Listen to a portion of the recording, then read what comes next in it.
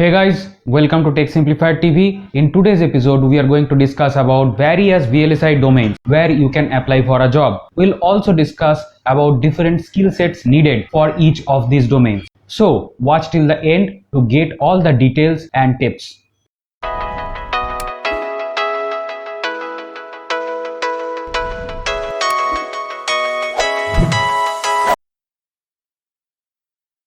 Hey guys, we are at our slide.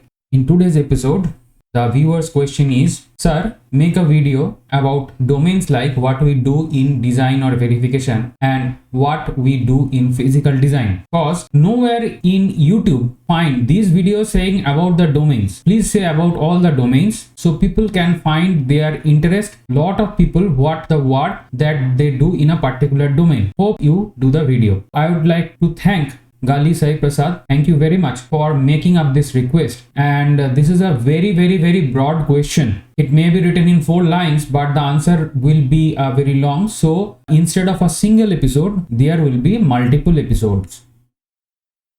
Watch all the episodes to cover all the various domains in VLSI. I have already made a video on the VLSI ecosystem, what all types of the companies they exist in VLSI. I'm giving the link in the description. You can watch that video. Now in this video, we will discuss about various VLSI domains. So let us see the skeleton. We will go through the slides which will contain several infographics to provide you the answer that has been asked by Sai Prasad.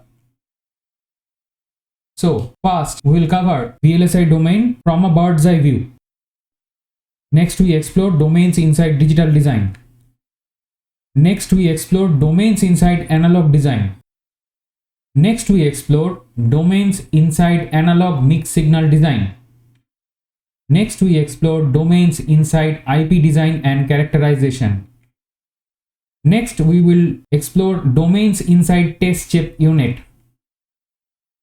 And finally, we will discuss the common fabric of all the domains, that is CAD automation, that is omnipresent in all of the domains. So this is a very long series containing very high quantity of information. So in today's episode, we will discuss about this and this. So without any further delay, let's begin. VLSI domains bird's eye view. In this slide, you will be introduced to various domains inside the entire VLSI ecosystem. This oval represents the superset of the VLSI domains. Now, let me introduce the subsets one by one. Although I am calling them subsets with respect to the bigger set, but they itself are the domains that were asked in the question. So here is our digital design. The digital design exists for multiple types of chip making technologies such as ASIC, application specific IC, FPGA, field programmable gate array, and SoC, that is system on chip. I will walk you through the digital design flow in upcoming episodes in the Q&A track. Next is the analog design flow. In college, you have came across PLL, op-amp, oscillators, and many more analog circuit operations. This also come as IC. These ICs are designed in the analog design domain. There is a third domain, which is a mixture of both the analog and digital domains. This is called the analog mixed signal domain, also known as AMS domain. This is becoming very popular with recent advancement in technology. You might have heard about ESB, SerDes, MIPI. These are all good examples of AMS design domain. Now, each of the analog or digital design needs building blocks or units with unique functionality. These will be used when we design a very large circuit. Another side is that also whatever designs we make through various VLSI EDA softwares must be realized in actual silicon to observe the on-chip performance. For this, two important needs, there exist two more very important domains in all of the above mentioned domains. The first one is IP design. Here we make unit cells or design blocks. Standard cell is such a famous set of IP collection which every digital design needs. A set of standard cell will contain combinational logic gates, sequential elements, level shifters, and many other important cells needed for the physical design. Analog IP examples are DC-DC, PLL, A2D and D2A converters, any kind of unit memory cell, etc. The next is test chip. The test chip, as the name suggests, is a full functional chip for the design under test. This design can be a digital block, analog block, or AMS block. In other words, a test chip is a miniature prototype of the actual IC in VLSI. This is a actual silicon chip manufactured in fab, that is foundry. This chip is tested in breadboard level and the outcome is compared to the EDA simulation values. Then the comparison details are published as silicon report. So here we are done the bird's eye view. So let's move on. Domains inside digital design. The digital design can be for ASIC, FPGA or an SoC. In digital design, the design flow often referred to as the RTL to GDS2, as the design start with the RTL coding and ends up in a GDS2 stream. So here goes our entire digital domain. The first is RTL. For RTL coding domain, you need skills like Verilog, VHDL and System Verilog. Your knowledge must be at the expert level and not as per the beginner level. That means you have to know each and every bric-a-brac of the HDLs I have just mentioned and making designs, making complex circuitries with all these languages.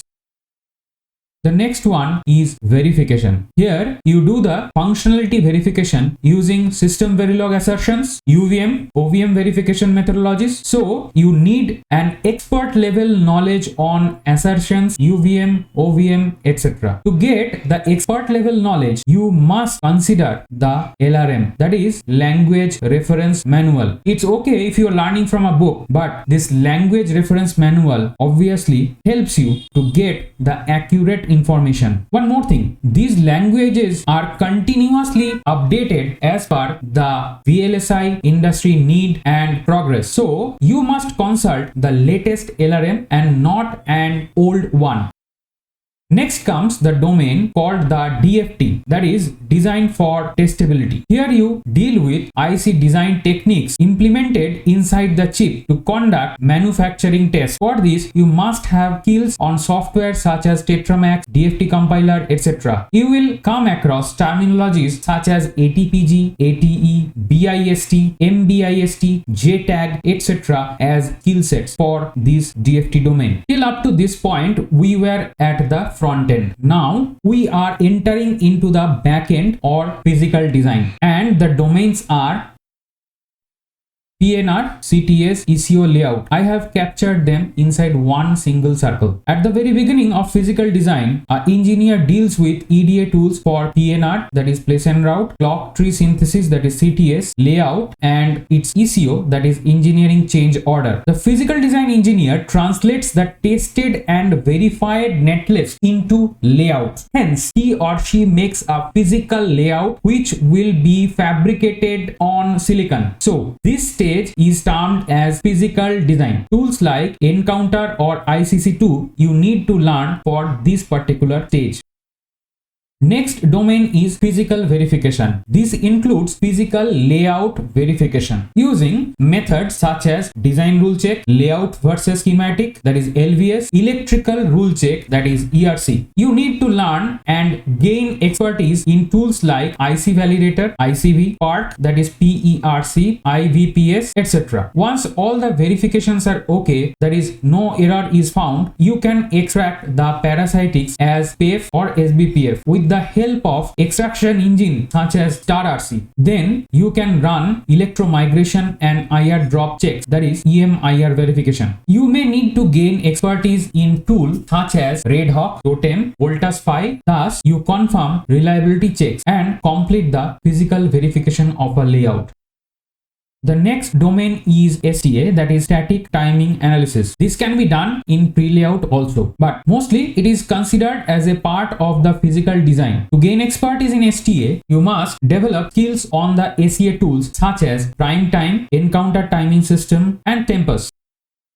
The next domain is sign-off. This is most crucial and important before the GDS2 is sent out for tape-out, which goes to Foundry. Often the engineer working in this domain is referred to as a tape-out engineer. Generally, this is a very senior position with hands-on experience on multiple tape-outs. This stage, an engineer must have a sound knowledge of the entire RTL to GDS2 flow. The sign-off tools such as LEC, SEA, IREM, etc. are needed as your skill set. Again, emphasizing that due to the criticality of this position, you can reach only when you have enough experience. This is certainly not for freshers. Now, in large product companies, you may see that separate teams are working on separate domains, as you can see in this slide, but in case of a startup, one person, that is one engineer, may hold the responsibility for more than one domain. So I have made clear all the domains in the digital design, and hence we have reached the end of this particular slide. So let's move on. Thank you for listening up to this point, and don't forget to like, share and subscribe. If you have any dislikes, put in words in the comment below, and thank you for watching. Bye.